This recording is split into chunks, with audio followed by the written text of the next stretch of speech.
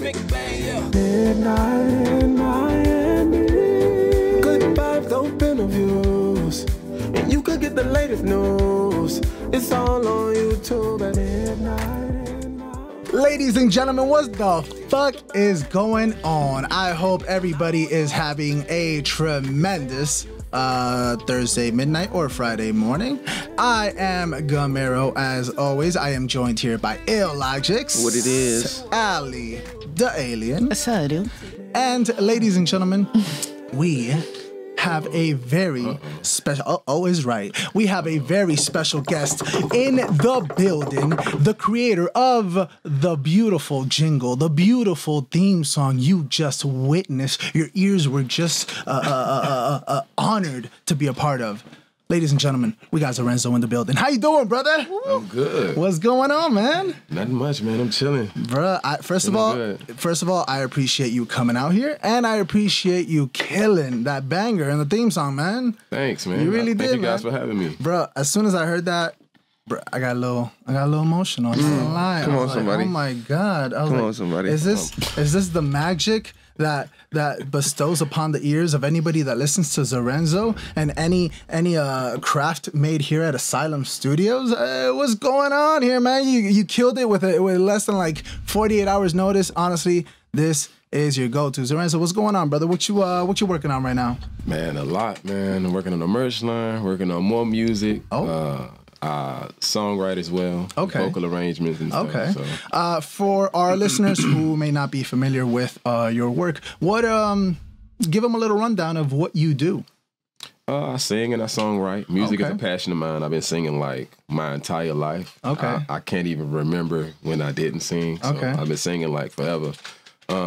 Used to work a 9 to 5 until I figured out a way to make my passion work for me. You know, and then I started to like vocal arrange and write for other artists. I would play my music and people would be like, oh, who wrote that? Or who arranged that? And I'm like, me. I'm like, can you do it for me? Turned it into a business, you know? So self-employed for about 10 years now. Okay. 11 years. I've been saying 10 years for about a year. So 11 years. Okay, that's what I like to hear. And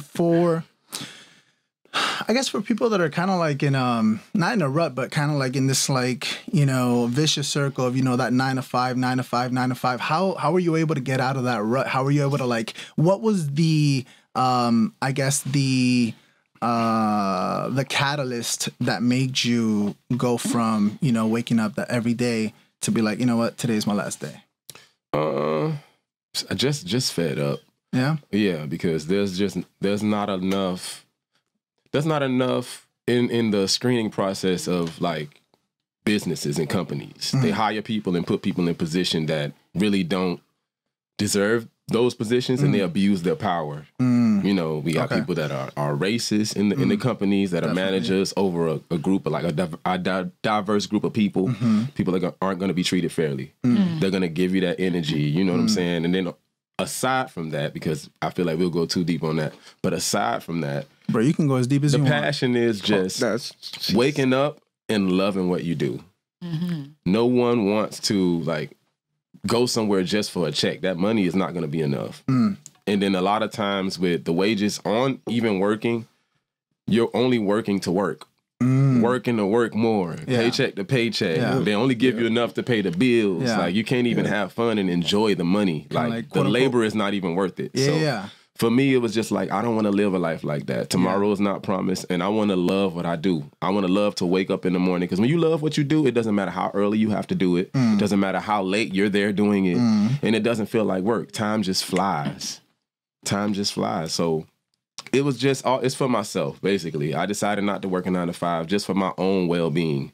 I don't like people. I don't like people that abuse their power. I don't want a boss. I don't like to clock in, clock out. I like feeling free within myself. I just feel free. Like I can do what I want. I can set my own hours. I can agree or disagree to something. You know. Good for you, man. Yeah. Good for me. And that takes, honestly, it takes a lot of courage to be able to do that. It really does. Because you kind of dive into the unknown. You don't know what's going to happen. You don't know if you're going to be able to, you know, pay whatever bill's going to come your way or whatever. You know, it's a lot of pressure. Exactly. Especially the way I did it too.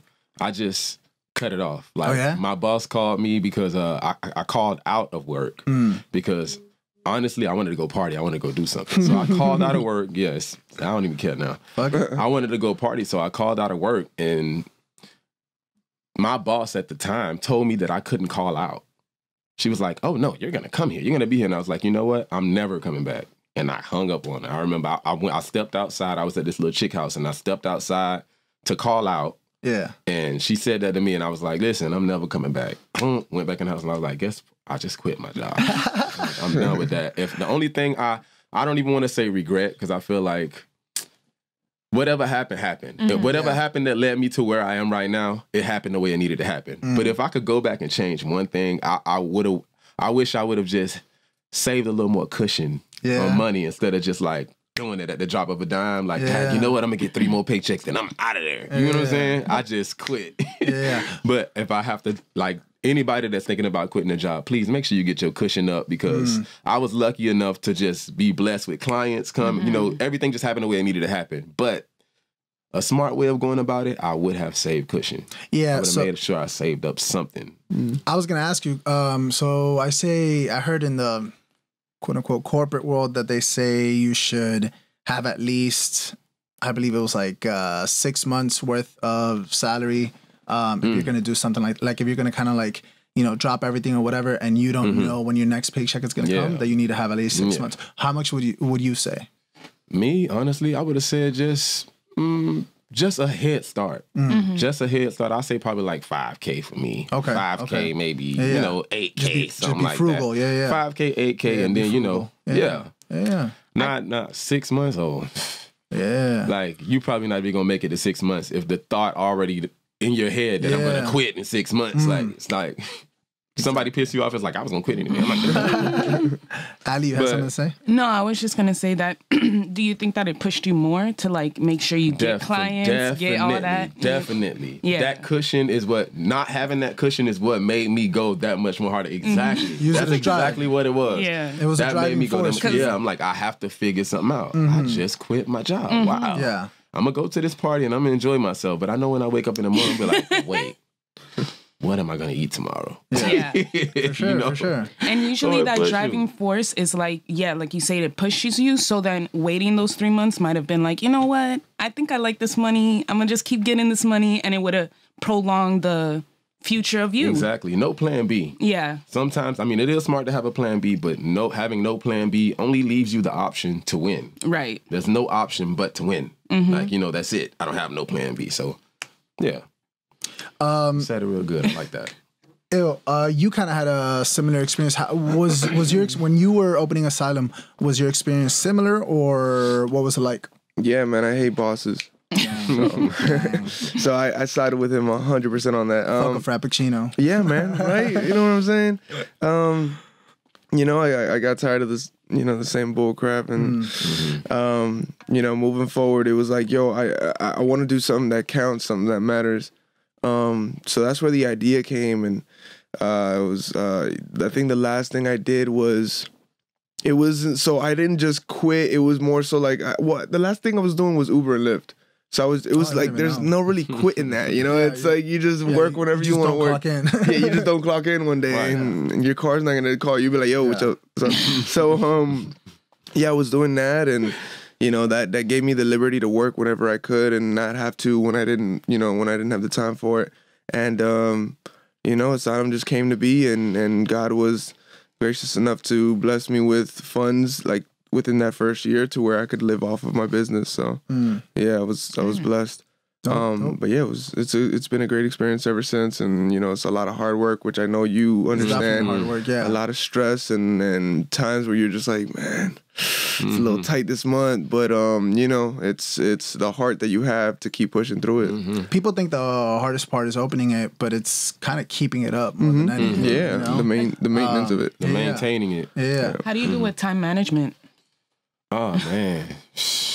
I just do what I can do. I will cram it. I'm the make it happen king. I will just make it happen. It doesn't even matter. Yeah. I set my schedule up. For some reason, I just remember a lot. I don't use my phone for a lot. I like to like work my brain. So I try and like push my memory. Like I won't write down, okay, I got something to do Tuesday, something to do Wednesday. I'll just remember it. Okay. I'll just remember it, and I'll remember all the times. You know, I feel like our phones make us a lot less smarter than we could be. So I try not to count on it. I don't even write songs in my phone. I just remember. Nice. I try to work my brain. Yeah. I have an actual calendar that I write on because I mean it helps me personally to actually write. Yeah. And once you write it down, you don't even have to go back to it. Yeah, exactly. Because you that's kind of a part of like that's that mental note right there. Yeah. Zoe, what goes into one of your performances, man? Before the setup, give me the whole rundown. Oh man, for me, I have to wrap my head around it. Like because I cater different performances, like according to the venue I'm at and the audience. Not even the audience.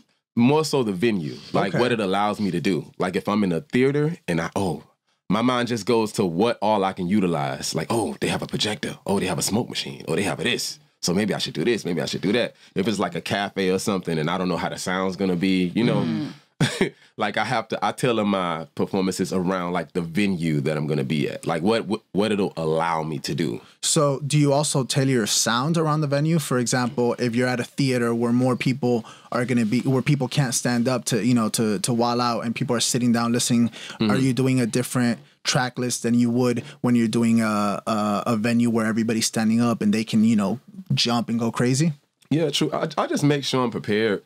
For the venue, like if the sound quality is really good, okay, man, maybe I can do a song live, like but if I'm at a cafe and I know the sound isn't good or something like that, I'll have backing tracks. Like I'll bring things to help me. Like I know they're not gonna have reverb on this, so I'll use my backing track with the echoes and delays, so that when I hit a note, you have that, still have that good feel. Yeah. So sound check is important. Speaking about sound check and backtracks and that sort of thing, have you? Because I was actually recently watching a video on the fallout of Ashley Simpson when she started lip singing. Have you ever seen someone at a performance like get caught, or what's the craziest thing you've seen at a festival or something you've seen? Oh man, I witnessed this guy. That got too drunk and he threw up while he was singing. What? No, that's beautiful. Way. Did he know it was coming, or he was like, beautiful. That's beautiful. You know how you can stop yourself? He felt a little, but he didn't do it like on the mic or on the floor. He went behind the curtain. But that was a classic gentleman. Oh man, no, it's a classic gentleman. The arch of his back. That turtleneck right there. Turtleneck. Of course, I witnessed people falling on stage and falling off of stage. Those are the best. I've never witnessed the lip syncing though. I've never witnessed that. Oh no, I just recently witnessed that. This guy was performing. Shout out to GG's Cafe. This guy. I thought you were gonna shout him out. I don't remember his name, but we had to perform off of our phones. See, another situation. We had to perform off of our phones. Be prepared. Like the dongle and whatever. But you know how iPhones are. They lock up on you. So his phone locked on him like 5 times. In the middle of him rapping. Change the settings, bro. Okay, you go to It wasn't settings. a backing track or nothing, but whenever his music stopped, he would just go and try to keep going, and he just got completely frustrated. When I say he kicked the door open and slammed his beer on the floor. The whole building is glass, so you can see him storming to his car and all of that. But that was an experience in itself. I'm like, wow, what the fuck? You kind of got to use everything as an experience, man. For real. But he came back into the venue and then he apologized. He said, "Man, I'm sorry, y'all. I just got out of jail. I did 8 years." And I'm like, "Oh shit. Oh God. I see why you mad. I see. You still got that jail mentality going." But that was an experience. That was something to witness. I'm like, what the fuck is going on? We can curse on here? Yeah, you can say whatever you want, man. Good. Say whatever you want, man. You're great, say what's on your mind, brother. Good. I'm digging the hat, by the way. Tokyo. I'm digging the hat. H&M. Okay. $9.99. Okay. Really? Okay. Yeah, that's me. $9.99. Okay. I don't know if I'm the only one that does that, but whenever somebody say they like something that I'm wearing or whatever, I always say where I got it from and how much it costs. That's fucking Y'all dope. do that? No, I know, not at all. I've never I might adopt that. I always do that. I don't know why it's so weird. No, that's dope. Nobody else does it, I guess. That's dope. That's how you get that sponsorship. Aly? You know what I'm saying? No, I was gonna say you have a very go-getter personality. A few times when you came in here, it's like automatically you see yourself organizing or try to make do with what you got or what you can. Have you always been like that, or has this position put you to have to think like that? quitting my job helped me step into the actual me. Like I was always so depressed, and I was like, oh, I gotta get up, I gotta go here. I That know explains. I got people that I feel like I'm way more intelligent than telling me what to do. I'm at the job, I'm finding new ways, new innovative ways to do regular things, and you know, not getting the credit for it or whatever. So quitting my job really helped me step into it. Made life happier for me. It made me want to be positive. It made me want to motivate people. Like I don't know. And especially growing up where I didn't have that motivation, like I feel like it's important just to motivate people. Yeah. When you see the potential in your friends and people, you know, like motivate them, build them up. Like, you know, I don't know. And I guess that whole vibe it just sprays out of me. I mean, you know, you can feel the vibes, like positivity, motivation. Let's get it. Let's do it. I definitely get that off you. And where do you, if you're spreading, if you're inspiring, where do you get your motivation? Like, you know, what gets you, like, you know, on, you know, the days that you're like, fuck, you know, I'm tired. You know, I don't want to get up. You know, like what gets you going? What, you know, what's your token? I don't know. It's something about me that I'm always hopeful. My passion and hunger has never died. That's something to me. I've never said, man, I'm gonna quit music. I never want to sing. That thought has never crossed my mind. I wake up every day feeling like the next day I could blow. Like the next day I'm gonna be rich. The next day I'm gonna be famous. The next day something's gonna pop. Like that. Every day I wake up hopeful. Like no lie. Every day, you never know. Like one phone call away from being a millionaire. You never know. Exactly. Yeah. I wake up hopeful every single day. I've never waken up like not hopeful. That's beautiful. That's beautiful. That will always make you wake up like, hey, today. Who knows? Yeah, absolutely. Ill, what's a push and drive for you? What gets you to the gym at 3 o'clock in the motherfucking morning? First of all, I have a hater here apparently. For those who don't know, Zorenzo and I were like, he's my arch nemesis. Arch nemesis. Yeah, he's my enemy. No, play, but for the gym. The gym makes me feel good. So it's like just thinking about going there. It's not like when he was describing going to his job, he's like, damn it, I don't want to go to this. So like the gym was something that it's always like, yeah, I actually like the feeling of working out now, whereas opposed to like before I didn't. And so it's kind of the same thing with, you know, just working, at least for me in the studio. It's like I enjoy it, although it's stressful and tiring, I enjoy the work. So, you know, I apply that, like when I'm thinking about doing music and thinking about doing this, it's just like that natural, like just high that you get from just the joy of it is what pushes me. So that's what keeps me going for everything, you know, for everything I do here and everything with music, at least. Aly, give me a pushing drive for you. What gets you motivated?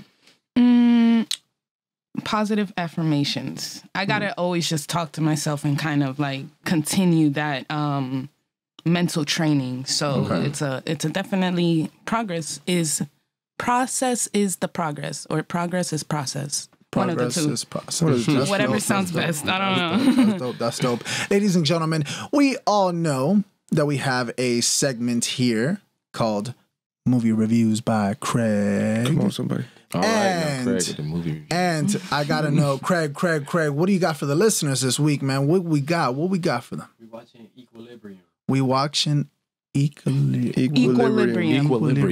Yeah. Ooh, I have not watched that. Huh? Christian Bale. Okay, Christian Bale. So Equilibrium, guys, gets a thumbs up. A thumbs up from Craig. The people clamored after you gave Bad Boys 3 a thumbs down. Clamored. Yeah. Clamored. We got a lot of hate mail. There was a couple like limbs in the mail coming through. Will Smith emailed us. Yeah, he's like, very upset. Come on, man.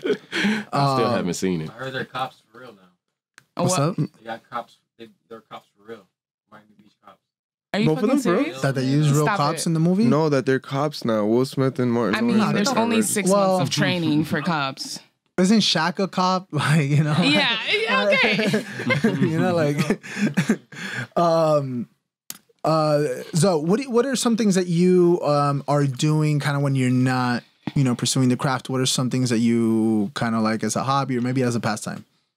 Music is my 24. That's that I knew 24/7. I'm sorry, like even when I'm not singing, I'm singing in my head. Like, always a melody, always something going on in my head. But what I like to do is I like to shoot pool. Okay. I like the casino. Hey. I like to play blackjack. I like to get on the table. You feel me? Come on. I'm a pretty awesome bowler. Ill. Okay. You got anything? You know, I can attest Say to that. about that. Yes, he is. Pretty awesome bowler. Yeah, it's pretty. Those like the three. I'm simple as hell, but I'm a thrill seeker. So like I like to do whatever. Like whatever pop up. Like, oh wait, they got a $14 for 3 hours for jet skis. I'm going jet skiing today. But are you an adrenaline junkie to the sense that you would go skydiving or something along those lines? I want to go skydiving. Yeah? I definitely do. Hell yeah, I want to try it too. I want to go skydiving. Yeah. So, how would you describe your sound? My sound, raspy, classical, timeless, hip jazz. Like that's it. That's the title. That's the genre. That's the sound. That's the everything of it. That's enough to make people want to listen. Shit. Yeah. And what are some of your musical inspirations? Oh man, the greats. When music was music. When people can get in the studio and kill a song with a one take. Oh shit. Okay. type thing. So Whitney Houston. Okay. Marvin Gaye, Stevie Wonder, Lauryn Hill. Love Lauryn Hill. Jasmine Sullivan. I love Jasmine Sullivan. She's so dope. Brandy, Brian McKnight, Luther Vandross. The greats. Damn. And jazz, Ella Fitzgerald. I love classical music. Yeah. Just anything real. I don't like the watered down music. It's dope, I mean, it shows you have the power of convincing a crowd that you did something when you actually didn't do anything. Like that takes a skill, but I like the real aesthetic of music. People that were born with the gift, people that have the soul, because that's something that can't be taught. The soul. I work with artists every day, like coaching them through songs and stuff in the studio, and I can teach you the note, I can teach you the theory, but I cannot teach you soul. I can't teach you that actual feeling. Like that's something you got to cultivate and bring to the table yourself. So do you think that do you believe that no matter how many classes someone takes, there are just certain people that just won't have it? Yeah. Yeah. It takes you understanding for yourself. Like even if you're perfect technically, there's just that extra, You can be perfect technically, but if the people can't feel, like, this is my philosophy. For some reason, even on interviews, somebody always open up the doorway for me to say it. But music is the only thing that enters your soul without permission. Oof. It's the only thing that enters your soul without permission. So you have to have that feel. Like I'm a firm believer that whatever you put out, the people will receive it. Mm-hmm. It's beyond even the message of the song. Let's say I'm doing a song about a strip club or something like that, but the whole time I was recording that song, I was crying. There's gonna be listeners that's crying and don't know why they crying while they listening to the script song. Mm-hmm. Like it's deep. Like it's deep. It gets deep. That's what she said. No, nothing. What happened? Oh my God. What was that? No. What was that? It was such a real moment, and then it was like, here it is. That was beautiful. No, that was beautiful. No, it was dope for real. But yeah, music is the only thing that enters your soul. Some things can't be taught, and it takes you tapping into, like, music has to be, deep. You have to understand, what you're doing and how, I don't know. It just has to speak to you so it can speak to other people. So did you always whether you heard it or not? Did you always think that you were gonna go into the kind of like jazzy route, or did you ever kind of like dabble in any other sort of sound? I try not to box myself. Okay. I listen to the music. It honestly speaks to me. Whatever it tells me to say, I feel like I just vibe off of it. Like, I'll let the people box me however they want to. But me and my spirit within myself, whatever music is telling me to do, I'll do. Because I sing ultimately. But if I feel like I want to flow on a beat and feel free with music and rap, I'll rap on it. It don't matter, Mm-hmm. It's whatever feel good to me. This is for me, for my mental health. That's what's up. So reggae album, would it be too wild to I expect? I feel like it would be a dope challenge. I did drama in school. I wrote plays and stuff like that. Come on, I want to read some of that. I can tap into these different characters. You get what I'm saying? Musically, like, Speaking of, have you ever considered maybe going into the acting realm? Yeah, but I don't want to be. Now that is something that you have to be careful with. You don't want to be known for something that's not even your passion, and then America will only accept you as this goofy guy doing skits and stuff on Instagram when your whole life you've been chasing this dream of music. You know, you don't want the people to only accept you for what you became popular doing. Well, I'm not only talking about like, you know, Instagram 1 minute goofy videos, but I'm talking about like, you know, serious roles. Definitely. But I feel like it's an order for everything. Yeah. I don't want to be like, you know, be such a great actor or whatever, get this movie role and be such a great actor that nobody gives a damn about me singing. We just want you to be this guy, you know, whatever role I get lent, you know. So music, I'm trying to make sure music is at the forefront of everything. Gotcha. You know, I do music. Of course, I'm a singer. I'm an artist. And then from there, you branch out. And then from there, I branch out. Yeah. Got you. That's what's up. I actually saw something on Instagram recently. That I wanted to share with you guys and see what you thought. I thought it was a little. Well, I'm not gonna say anything.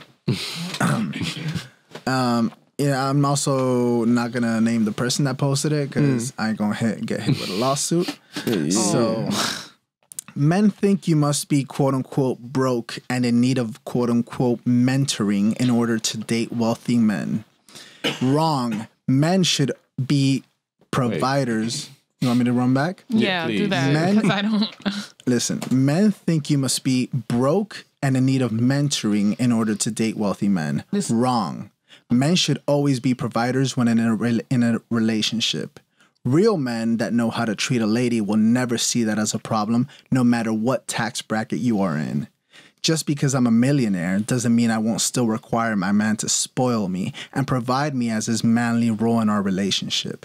Men will always try and manipulate with this mentality to use women who don't know better. Guys, your take? What? What just happened right now? That's Still trying to wrap I'm my head assuming around. this is a girl speaking. It is. Okay. I'm trying to wrap my head around this. So I'm going to run it one more time. Ali, you got this. Men, I'll run it one more time for you. Can I get that in layman's terms? Yeah. So she's saying that men think you must be broke and in need of mentoring in order to date wealthy men. So she's saying that, for example, I would say that if a chick is dating someone who's rich, then she doesn't have her own She's mindset. broke. Yeah. She's being brainwashed. She's just there for the money. Wrong. Men should always be providers when in a relationship. Real men that know how to treat a lady will never see that as a problem, no matter what tax bracket you are in. Just because I'm a millionaire, she's being, not sarcastic, but she's speaking in, doesn't mean I won't still require my man to spoil me and provide me as his manly role in our relationship. Men will always try and manipulate with this mentality to use women who don't know better. So she's saying men who say, so if I'm saying, hey, listen, you're fucking brainwashed or you're just there for the money or whatever, I'm manipulating her by saying this. To try to get her to not be a gold digger or whatever. I got you. So what's your take on this? She's basically defending the fact that men should always Provide financially and a little bit more. I mean, the thing about that is so crazy is women always want a relationship to be 50-50. Why draw the line when it comes to finances? Why must I be, the provider? Like, if I choose to do that, then cool. You got a great guy that makes sure you're always taken care of and look out for you. But don't say everything should be equal, you know what I'm saying? And then you try and put more of the weight on the other party. I don't think that's fair. Me in a relationship, of course, I'll be the provider. But I'll be damned if you're going to make me feel like I have to be the only provider. Now, that's not fair. You know what I'm saying? If I choose to do it, then cool. But with the stereotypical beliefs of society and stuff like that now, I was talking about Valentine's Day yesterday, and I was like, you know what? That should be the day for the guys. I feel like women should spoil and treat come on, somebody. guys really good on Valentine's Day because 364 days out of the year. Zorenzo for president. Craig, 360, thumbs up to that. 360, Craig approves. 364 days out of the year, according to this message, we should be the provider. Can we get our one day? You know what I'm saying? At least I feel like Valentine's Day should be for the men, for the roles to be reversed. Maybe you should see how it feels to be the provider. You might like it. Yeah, let me get a little For a day. bonbon. Just Let me get some roses and some Yeah, chocolate. let me get. Yeah, I want a little, change the I want gifts little around a little bit. A bonbon. little shaving cream tie, maybe. Some socks. I don't want no flowers. Some boxer briefs. A little something. Little Red Under Armour. boxer briefs. You know what I'm Under saying? Armour. Yeah, that's what I'm talking But about. I mean, man. it's stereotypical. But the thing is, when I read stuff like that, I never try and like speak different on it. It's like, it's your opinion and you are entitled to course. it. So if she feels that way until she's convinced otherwise, or life teaches her that it shouldn't be that way, whatever, she can feel that way. You're entitled to it. I want to argue with you. Okay, that's how you feel. Great. Aly, the dating female you. perspective. I'm not dating you. Right. Aly, what you think? I think that Valentine's Day should be for lovers. It shouldn't matter your gender role. No, I mean, I never appreciate, I really don't. I never appreciate people putting anybody in any type of box. I do think that it should be always that, that regardless of the sense, a relationship should only be based on trust. Personally, if you guys trust each other, you guys love each other. If I appreciate you, we're in a relationship, I'm gonna get you a gift. It's not always has to be for Valentine's Day either. Yeah, but true. her perspective From on that perspective, having though. just the man be the provider, it's like, It's skewed, in my opinion. it's a little bit skewed. I guess in a sense, I would think that women are, I don't want to say the word trained, but from birth, we are taught to cater to the man or be the host of the household or, take care of the children. And that's just a mental thing. So that's Especially in the always, Hispanic household. especially, yes, that's true. But so I guess it's like what is already fixated on you from birth, what she's thinking. I don't know. It's like not every woman even does that. So you can't expect every man to do that as well. Like, I mean, people be broke. I mean, in another way, maybe not even wealth in a sense of financially, wealth in a sense of admiration, appreciation. It can be catered in so many ways. But if she's just talking about financially, she's a gold digger. Like, I'm not looking in a relationships to see how much you can give me financially. We got to work on this together. Like, I can't, even if I get you when you're rich, I'm still going to try to put myself to be like, how can I help you in your environment? But if you're poor as well, how can we working together to, uplift ourselves? You know what I'm saying? I feel that. It's a lot of people do it wrong though. But you know what this made me think of just in hearing you talking and rehearing this, like this replaying in my head. If I'm a rich man and I get with a beautiful girl who's not rich, my money is your money. Let's equal the whole standard. Like, I don't want to hold the fact that I'm the the rich guy. Here you go. Let me get your account right. Let me get you good. So It's that I like- know the love is good and genuine and you don't have to be here and stroke my ego to try to get more and more money out of me. Let's level the playing field. right. We're together. Boom. There you go. Right. So you're not- so That you're is not- very true. Yeah. Let's take money out of the equation. Let's take, the greater Yeah. and the lesser out of the equation. So I take it you're not pro prenup. No. No? That the marriage thing anyway to me is just That's skewed on itself. the whole marriage thing is just it's just a piece of paper. Yeah. Like, Okay. it's all just a piece of paper. Like, and it doesn't bound anyone to anything. You're not in it forever. legally it You can does. get out of it. Legally, doesn't matter. Financially you can still and get out of legally. it. Of course, yeah. It doesn't make you have to sleep next to that person every night. Yeah. It doesn't make you have to. It basically It's just- saying your love is not in this It's paper. not- it's not in the paper. Yeah. Ew, it seems you're pro prenup. Uh-oh, look. He's like, bro, I got a stack in the bag. Yo, what a great. Come on, what's good, this Ill? topic is always a tricky one, man. Nah, bro, let it be. Be honest with him. too much The you gotta ex-wife of the owner of Amazon owns. Yeah. What did she leave Bezos. with? She left with about half. Half. Like, Half. like Half. You know. But the man, like, what, 2 months later, he was back on top? Like, Yeah, Nah, but absolutely. But I like the way I think of it. Like, brutal, yo. yo, I've had asylum for 3 years. And when I tell you I've never worked harder in the last 3 years of my life than like the last 3 years of my life has been the hardest I've ever worked. And I know it's just going to be more and more. You feel what I'm saying? So for someone to take half of that, you know, half of what I've, He's like, blood, sweat, and tears. I will kill you. You know, like half of what I've invested out of my life, and I've invested something that you could never get back, and that's time. For sure. You feel what I'm saying? It's like, like that to me is an issue. Right. Like, you know what I'm saying? So Right. I am pro. So you would get it. Yeah. But How would you- okay, how would you- so okay, I but- got two questions. I got for that. How do you I got propose one. it? How do you propose I it? got Wait one a too. minute. Yeah. Craig, you got questions too? Wait. Wait a minute. Hey, you wanna? Hey, And with that, guys, sign I this am field leaving the trip show. form. No. Hey, sign this field trip form real quick. Don't look at it. Right?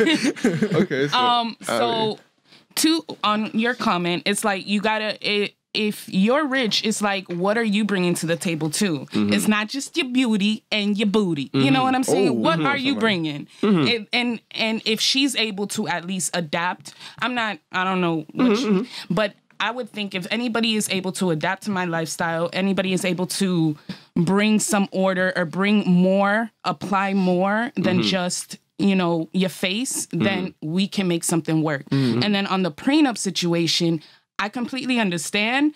I just hope when it gets to the point where we're married, each and other partner are just not looking for something out of it. So I don't have to be so scared to be like, bitch, are you gonna take everything that I own? Are you trying to, you know, are you trying to fuck up my life later? You know what I'm saying? Yeah. So it's like, I guess I think that's also why women will get kind of like offended. It's like, oh, you think I'm gonna get something out of you type shit. But there are gold diggers out there. I mean, It you can't happens, fucking yeah. lie about that. And it can be both ways. Exactly, I mean, he both can gender. get something out of her. Kevin you get what I'm Federline, saying? Britney Spears. That's Yeah. the American dream, baby. Come American on. dream right Kevin there. Federline, But- baby. That's the GOAT. but here's the baby. thing is Come that, like, on. Like that, the prenup thing, it makes shit real. Yeah. You get what I'm saying?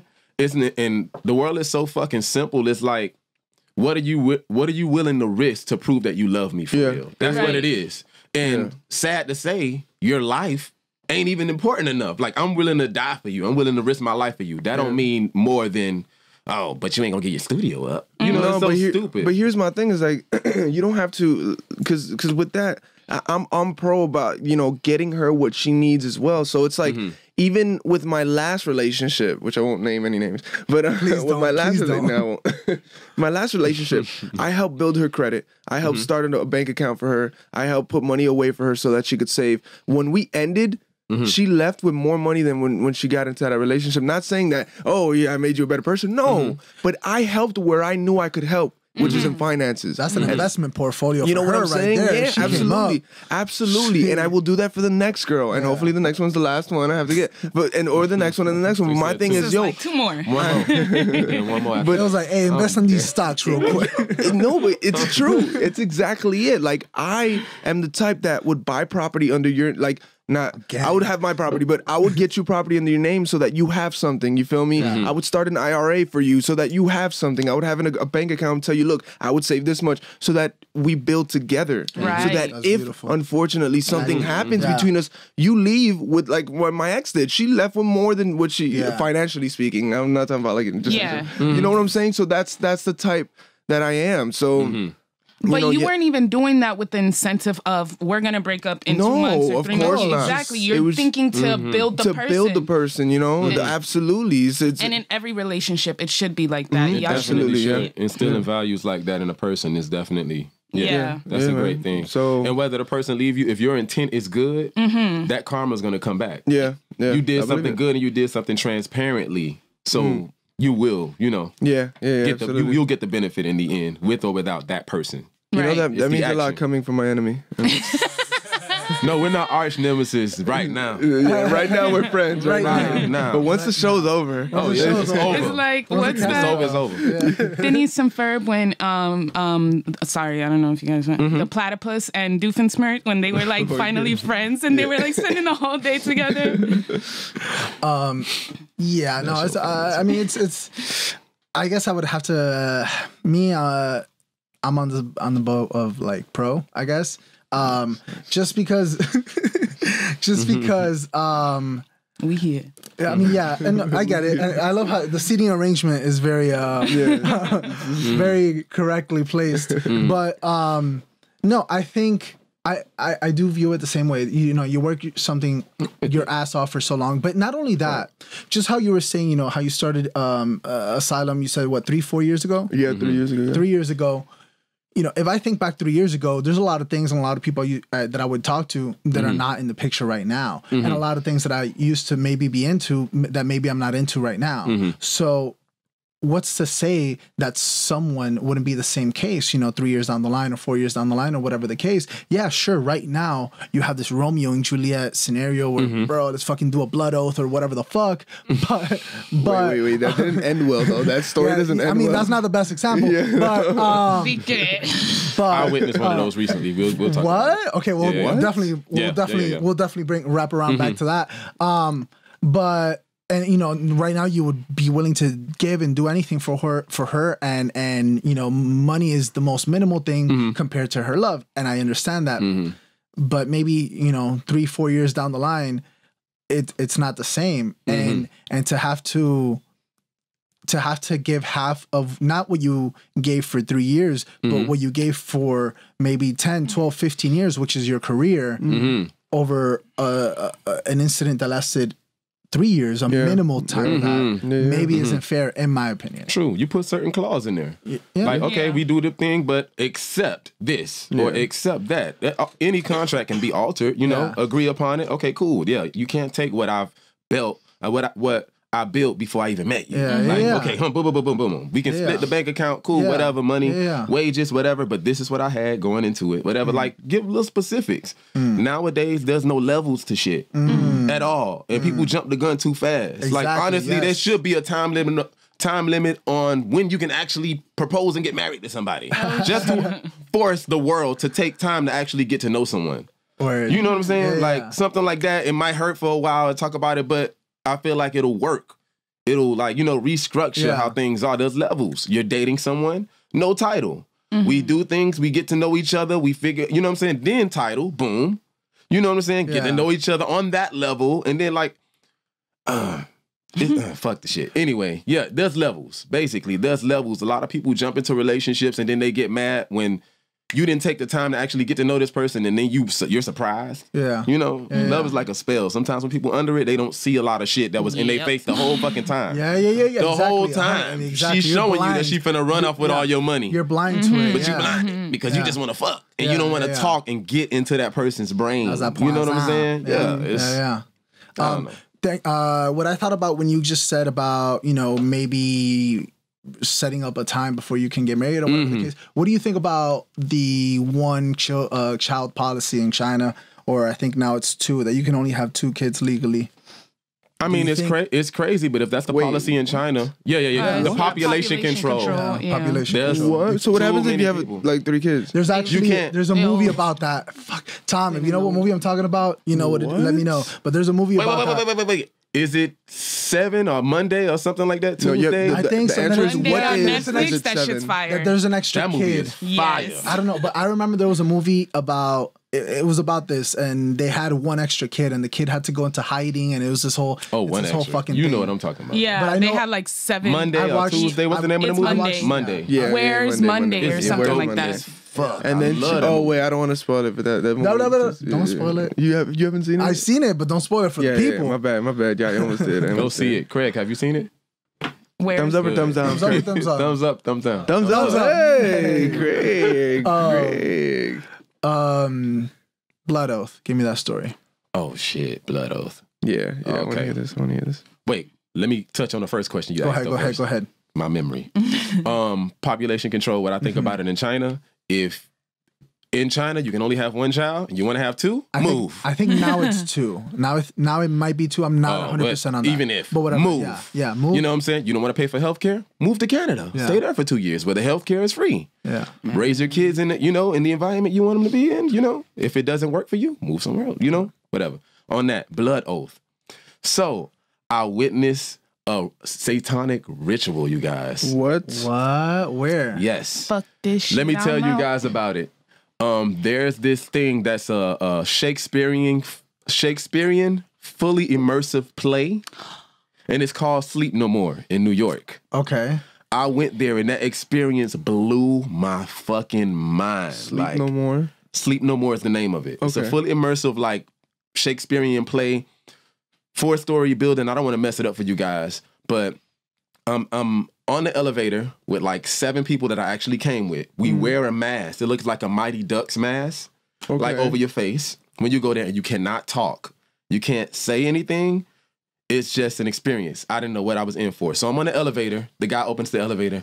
I walk off the elevator closes. All my people are there. I had to go through it by myself. It's like a building. Imagine being in a 4-story. Imagine being in a 4-story like haunted house type thing. No, I'm out. But it's, no. It's not haunted house though. It's not a haunted house. But It gives you dark vibes. do they check for weapons? Because I'm bringing mine. I'm not. No. They check you. No, they can't touch you. They actually can touch you. But they can, no.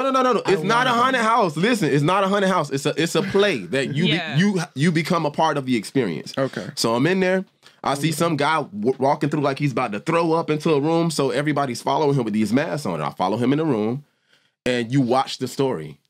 You watch the story unfolds. Like you follow the actors in different rooms. You can leave if you want, whatever. It's fully immersive. That shit is wild. You can leave. It's like imagine like a hotel gutted out, like what we did Never Talk. Yeah, okay. Something like that, a building like that. The story is unfolding like around you. Like your actors are doing different shit.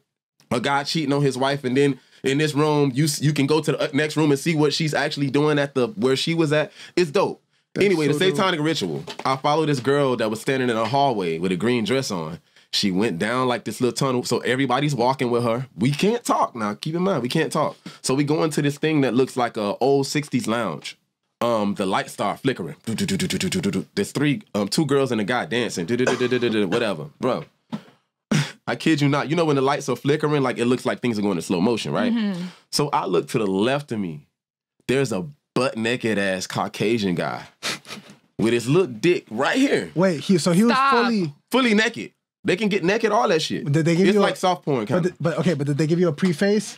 Did they give you a preface? You say what? Did they give you a preface? Preface, what you mean? Like, did they tell you there's gonna be nudity in the show? The guy who bought the tickets for us, he let me know like it's gonna be like some soft pornish type shit. So beware. But going into the building, they don't tell you. Mm-hmm. Okay. It's a fully immersive experience. Whatever happens, and it happens that way for a reason. You can't talk.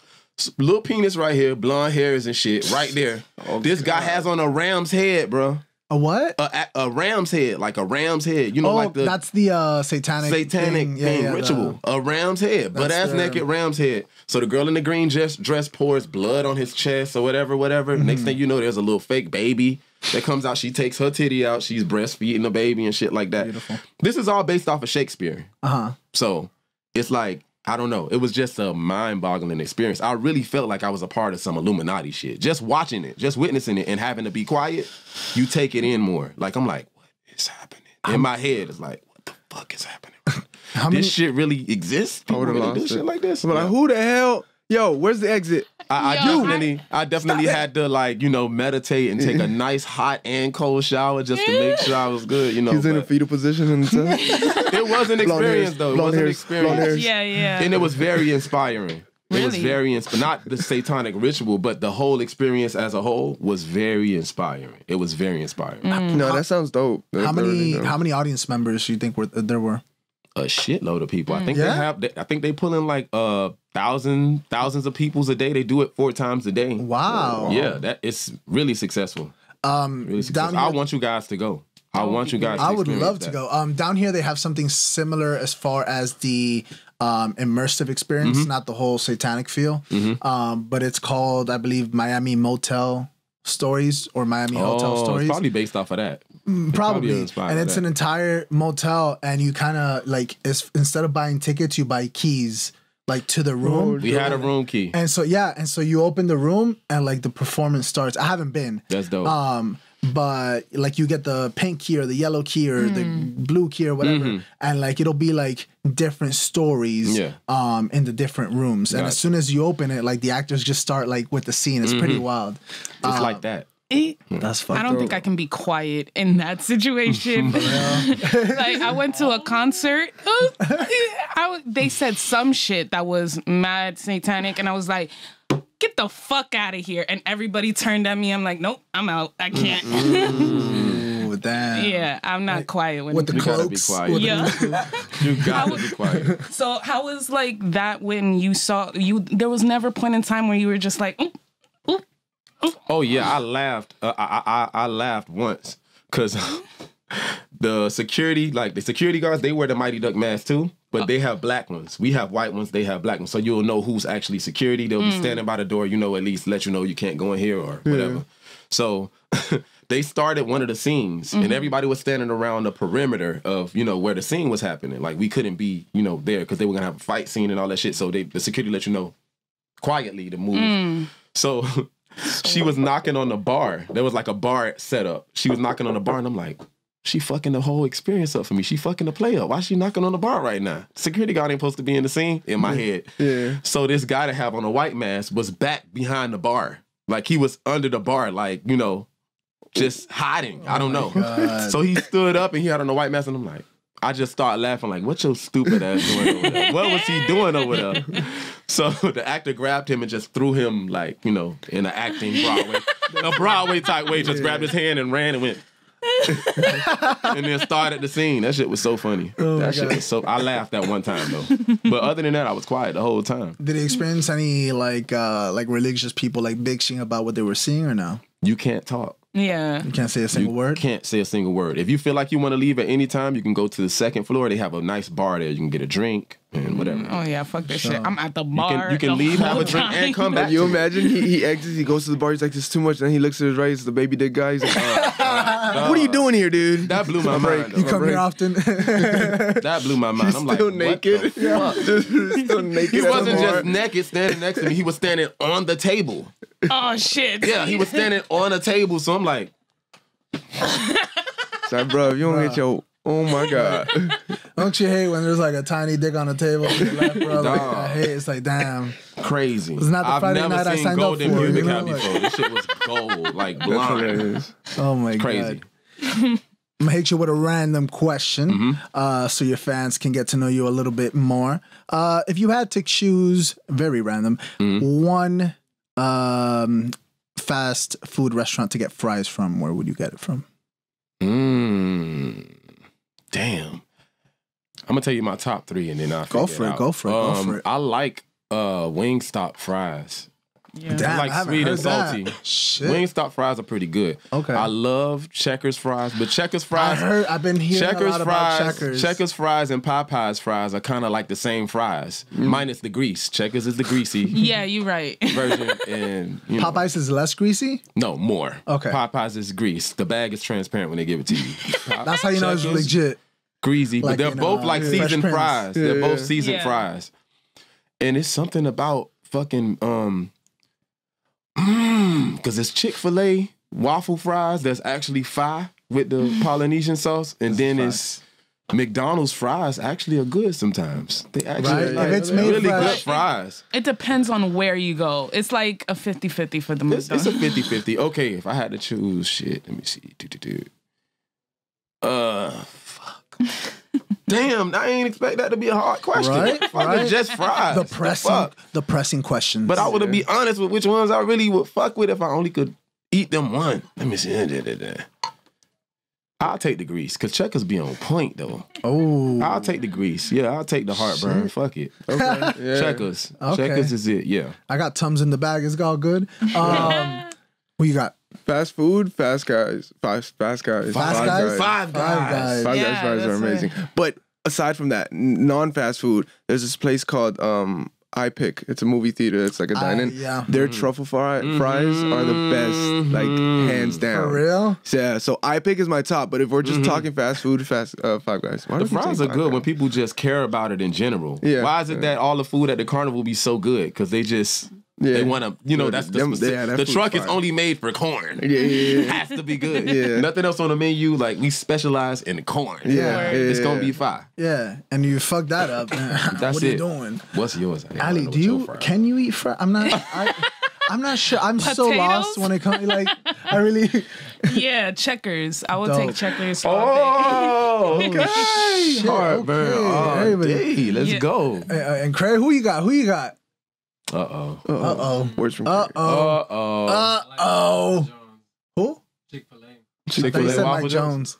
They good. Mike They never mess up. Jones. I've never Mike had a bad Jones. Chick-fil-A fry ever. It's always on point. The thing is that their customer service is very culty. It's amazing. It's great, but I feel like they're gonna be like, "Hey, we're doing a group suicide later. You want to join?" Like, it's very weird. It gives you vibes. It gives you like cult vibes. Like to me, I don't know. Have you been to? I mean, what do you think about Chick-fil-A? I think it's amazing. I think their customer service is impeccable. Yeah, honestly, it's there. none like it. Everybody's happy to be at work. Yeah, It's even better than It's because Starbucks. they're off on Sundays. it is. It's even it's even better than Starbucks, which is surprising. Starbucks used to be the leader in like customer service as far as like Yeah. you know, which is ironic because we work there.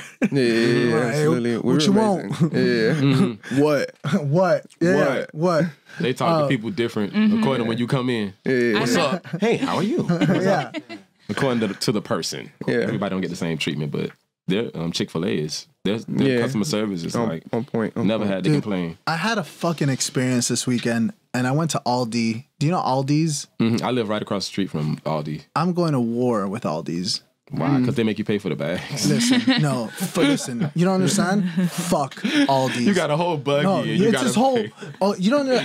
Fuck Aldi's. I've never felt more impassionate about a subject as I have now. Listen, I go to Aldi's for the first time as a young, like maybe like a young starlet for the first time in background casting couch, expecting a whirlwind of new experiences. You know. Oh, I thought you said back couch. Yeah. Backroom casting couch.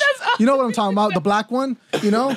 And you go and you expect it to be a Hollywood production. You get there, it's a tripod and a motherfucking dude. That's all it is. And that's what I experienced when I went to Aldi's. Aldi's is a tripod and a motherfucking dude. I go to Aldi's for the first time ever, okay? I go inside. It looks hella empty, but it's fine. I get it. It's like an open atmosphere. Cool. Like a Save-A-Lot. Right. Great. Awesome. So I'm looking around for the motherfucking shopping carts. Can't find them. I was like, but if people have shopping carts, can't fucking find them. All right. So they're not inside like in every single other motherfucking supermarket. I go back outside. It's okay. That's fine. I go to grab the shopping cart and I'm pulling on it like I'm fucking, stealing a Ferrari or some shit. And so this other dude comes in front of me, does some like wizardry and pulls it out. I was like, can you play that back? Like, what the fuck just happened? He's like, you need a quarter. I was like, nah. I was like, I got an ounce at the crib. What are you talking about? He's like, he's like, nah. He's like, you need a quarter, like a coin. I was like, bro, am I buying kiwis or playing Mortal Kombat? What the fuck is going on right now? Like, he's like, no, you need a quarter to get the shopping cart. Who the fuck has cash? Who the fuck has coins? So I had to go in the fucking store looking like Oliver Twist and shit, talking about, can I please have a quarter? Like, what the fuck? They come out, they give me a fucking quarter. I rent my shopping cart, fucking get it, go inside, Rent, grab my shit, whatever. Everything's kind of like fucked up. They got it's kind of like if like Whole Foods and Dollar General had an offspring, this is what it would be, is basically. I get my, off-branded things, whatever, go to the fucking cashier. Have you ever seen, what's that movie with Dane Cook, Employee of the Month? Where they're just like, they're barely scanning this shit. Like, they just give a fuck about dude, they probably scanned that shit in like 40 seconds. I don't know. Like, it was ridiculous. They grab everything and they throw it into the shopping cart. And like, I messed his groove up because I was like, hey, let's get some bags. Like, I'm not Magneto. I'm not gonna fucking I'm not Jean Grey. How am I gonna get these great? He's like, nah, we don't have bags.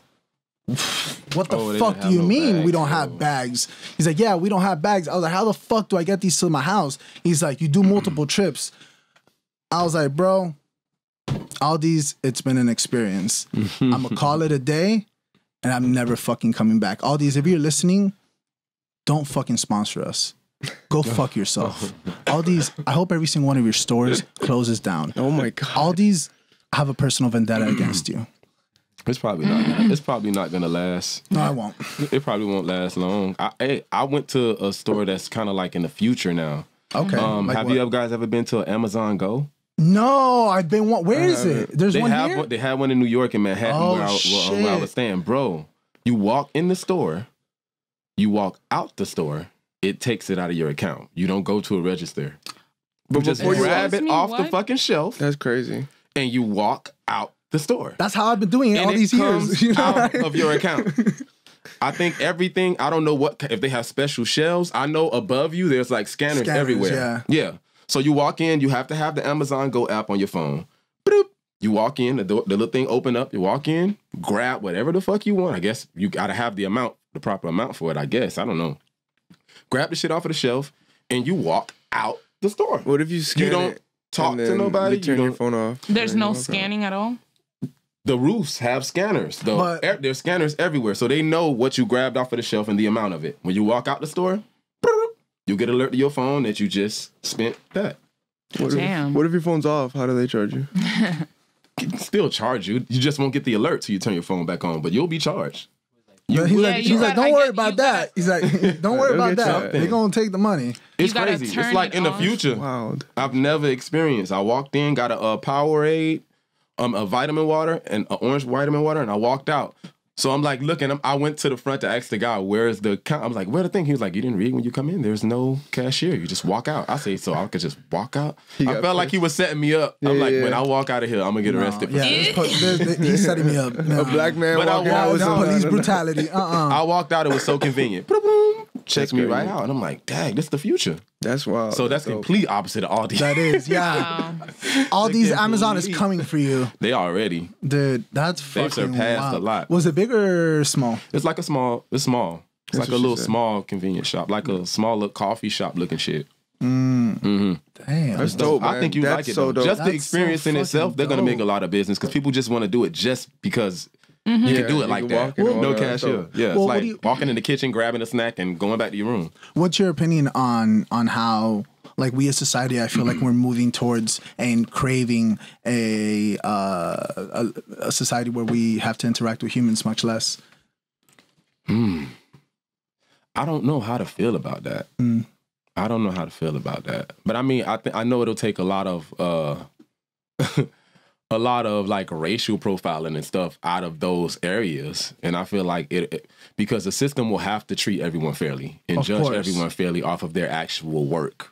Like actually the actual duties or whatever. But I don't know. I still don't know how to feel about that.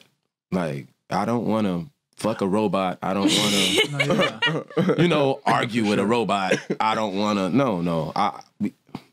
It's too much. Because sometimes Alexa won't be turning Certain on my things. lights, bro, and I'm just like, bitch. I like the robots that we have now. Like, put your DVD in, that robot will play your movie for you. Yeah. Like, put your coin in, that robot will feed you a snack, shoot you out a snack. Or give you a That. fucking shopping Something cart. that still has you in control.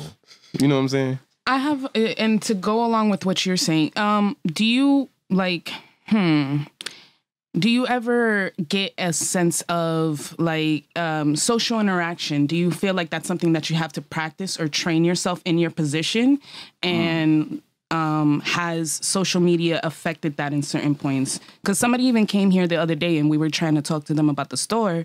And they were like, no, just give me your social media because that says more about it. And I'm just like, yep, I haven't posted in 2 months. So, Yeah. So what's your take on Well, with me, honestly, what a lot of people probably won't believe, but I'm very antisocial. No, it's dope. I enjoy my alone time a lot. You know what I'm saying? I feel like you should get to know yourself as much as you possibly can.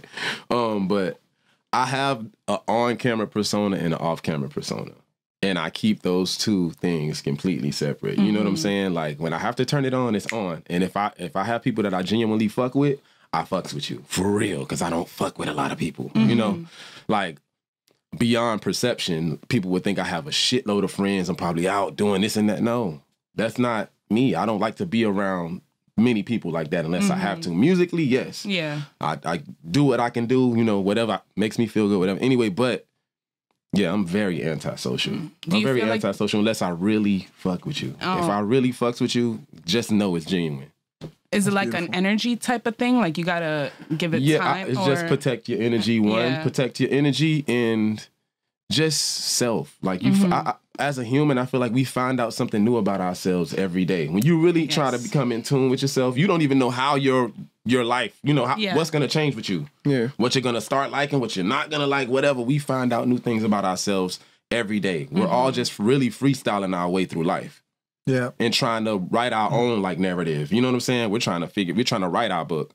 But I'm antisocial, man. I just protect my energy, you know, and I don't know. I got high and it made me look at life different.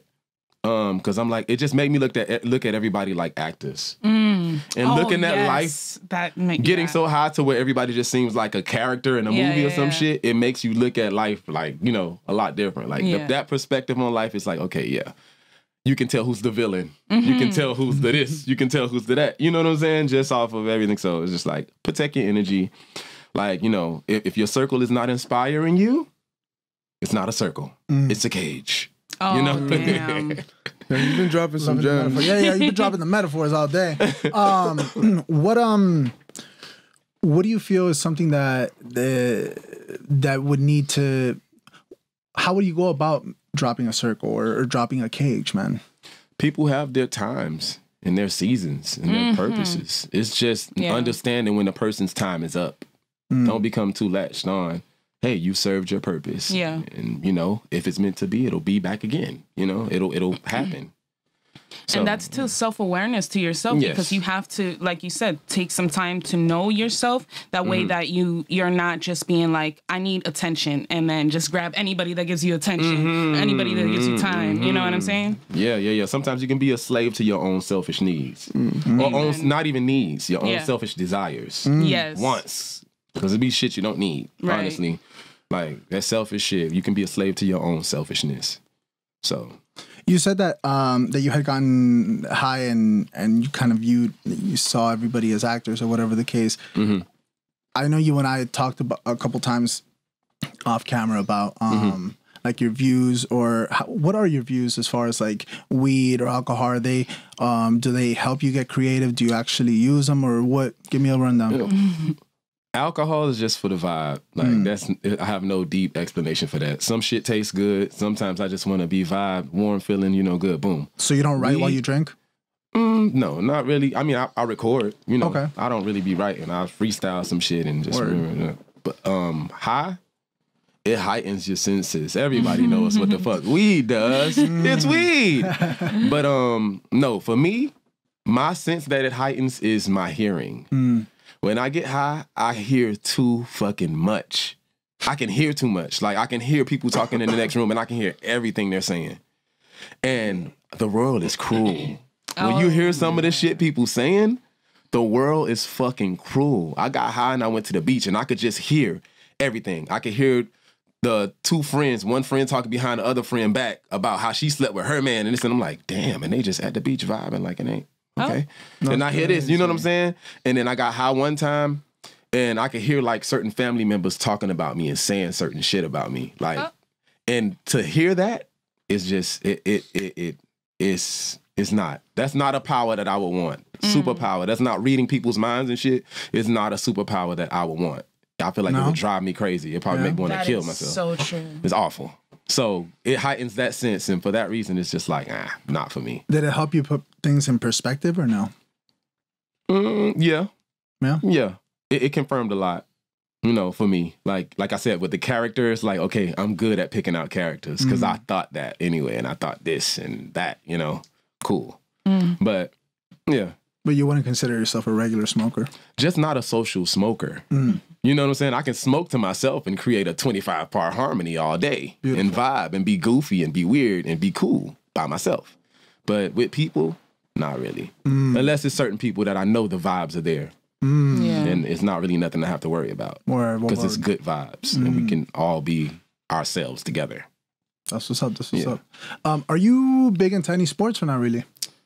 Basketball, a little bit. Okay. Bowling, I'm like ill. Anything you want to say? I'm the strike king. He's all right. Anytime you say bowling, ill. Ill? What do you? I'm trying to say a lot without saying a lot. After you, we had a bowling match, and you know it was singers versus rappers. Damn. And wow. I was like, yeah, all right, the winner gets to choose a song for the other team to sing or rap, and it was a friendly exhibition. I was like, all right, cool, it's gonna be fun. Let me just bring my rapper friends from the studio. Definitely. We went, hell yeah, ready to have a great time. Come on. And I pull up to his team, and one of his dudes has his own bowling ball. I fucking And I was like, God. I was like, what I'm is like, these niggas are gonna have the leash, What? the hands. this man hired like professional bowlers. And I was like, so he's like, no, I'm here to win. Bruh. When I tell you that dude was hitting strikes like nothing, I was like, man, that's some bull crap. But it was Didn't even fun. have to say anything. It was fun. He said it all. Yeah, I definitely did. I definitely didn't hire anybody though. Those are all people that I actually know and I'm cool with, and you know. You don't know this man got a bowling team? Yeah, apparently. Whoever wants some, you feel me? We gonna do round 2, so you know, rappers, singers, let's go. We recruiting. Yeah, we doing basketball this time because I could definitely. So you don't play in the lanes, huh? Yeah. And I like to shoot pool too. Okay, word. We used to shoot pool all the time at the old asylum location. Yeah, we did. We all shot pool. I shot pool with you before too. Yeah, for sure. And I remember when we shot the music video at the hospital. But no big time sports for me though. Okay. No, I tried to play football. I got hit one time and I was like, oh, where's the chorus room? Where is the chorus room? No big time sports for me. I'm not. Last thing I kind of wanted to touch on is recently we had the Oscars go down, and there was a lot of people saying that or talking shit about Joaquin Phoenix's speech. Which I thought was great. He touched upon a lot of topics. I thought that if anything, you would really enjoy it because he talks about the meat industry and that's what, I don't know if you listened to it. He said it weird though. But I mean, it was kind of like poetic the way he put it. I mean, you can't it's the Oscar audience. You can't just be like, hey, motherfuckers, don't eat me. You know, like you kind of have to, code it in a certain way and demeanor. And he touched upon, other things. Not only that, but some people were saying that, quote unquote, you're just an actor. You shouldn't have to, talk about these worldly issues because you're just accepting an award for acting. What's your view on that? I mean, I feel like he earned his time to talk, and whatever he chooses to say within that time is solely up to him. I agree 100%. Whether he wanted to say, fuck y'all took too long, I should have got this last year and walk off, it's on him. You know what I'm saying? So, I mean, my opinion wouldn't even be valid. Like, I have no right to even judge what he said or whatever, because he's entitled to that. Exactly. And he earned that moment. Who knows what he had to go through just to, get that moment. Yeah. So who is anyone to tell him what to do with his time or say in his allotted time? Yeah. That's it. That's my view on it. Agreed. Aly? Yeah. Oh, yeah, no, definitely. I don't think that, first of all, he's not just an actor. He's a human being that has a career in acting. So he lives in this world, deals with the daily day. And if he wanted to talk about fucking the animal agriculture, let the man do it. What other stage is he going to be? Saying it while he's the Joker?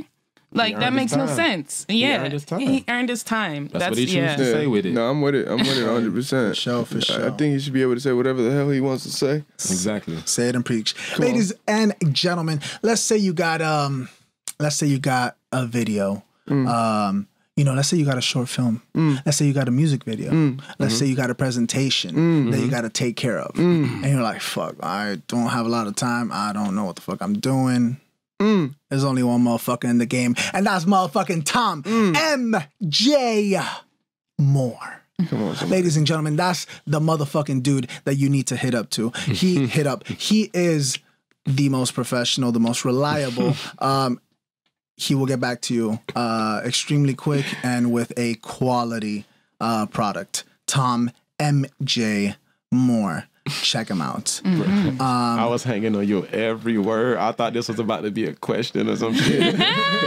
That's why I started laughing when you like hit him up for videos. I'm like, oh, it's a goddamn plug. Okay. So, is there anybody you kind of want to give a shout out to? Maybe any sponsors, anybody at all you want to talk to? Definitely. Shout out to my boy ill-logicz of Asylum Studios. Shout out to Aly and Craig of the Mix In fam. Shout out to my management, Direct Management. Shout out to Miss Anita, vocal coach. She's the one who really started me with my big clientele of clients and stuff like that. Beautiful. Shout out to everybody that's chasing their dream unapologetically. Yes. Special shout out to you guys. Shout out to all the up and coming artists, like unsigned artists. You guys inspire me on the daily. I'm on SoundCloud. I'm on Spotify. I'm listening to all the unheard voices, and I love what I'm hearing. Yeah. So just shouts out to anybody unapologetically chasing their dreams wholeheartedly. Yeah. Don't forget that you always have a voice. You know, sometimes it's hard. It's easy to forget that you have a voice because maybe you don't get, you know, X amount of views, or maybe you didn't get this or you didn't get that. You have a voice. You know, all that bullshit at the end of the day is minute compared to you actually expressing who you are and who you are inside and what makes you passionate about living. Exactly. I forgot one shout out though. Go ahead. Last but not least, shout out to Midnight in Miami. Oh, I appreciate you. That's the motherfucking best. Ali, you want to give them a little bit of details about the upcoming event we got coming up? Yeah. We got the No Labels event. It's going to be March 1st. That is a Sunday. And there's all the information on our IG, Mixzen Fam. And yeah, just pull up. It's going to be dope. It's a lot of dope artists. We got drinks and we got all the shit. I posted about that. The graphics for that flyer is dope as hell. Yeah. It's beautiful. The graphics are dope. Yes, you guys see it on screen right now. And actually, Midnight in Miami is going to be out there giving people interviews, getting the inside scoop, all that good stuff. Ill, anything you want to leave them with? A little inspirational? Man, I love you guys. Beautiful. I love everybody here. That's beautiful. That's beautiful. Y'all know it's leap year this year. Yeah. It's the 29th. It's so dope. Shit. I had no idea. Well, now you know. Every day you find something new. Ladies and gentlemen, every Thursday at midnight, it's Midnight in Miami. Thank you for tuning in, and we'll see you next week. Holla. And it don't matter what the world thinks. You can say how you